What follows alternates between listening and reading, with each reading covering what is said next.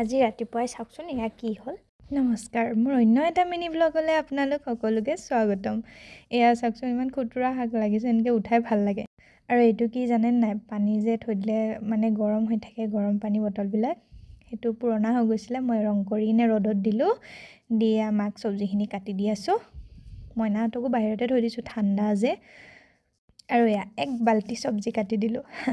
এই বাল্টিটো ইমান মৰম লাগে, টিকলিও চাই বাল্টি। আৰু এয়া চেম্পু লৈ আনিছোঁ দোকানৰ পৰা। আমাৰ এই মিকুটো মানে বহুত লেতেৰা হৈছে, গা ধুৱাওঁ তাক।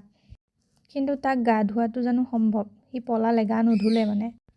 এয়া মই গা পা ধুই আহিলোঁ, গা ধুই অলপ ৰ'দত বহিছোঁ। আৰু এয়া ফুলখিনি নাৰায়ণ পূজাত আমাৰ বাৰাণ্ডাত সজোৱা হৈছিল যে, মই মানে ৰ'দত দি দিছোঁ। অহা বছৰলৈ ৰুই দিম বুলি ভাবিছোঁ, কিবা হয় নাজানো আৰু।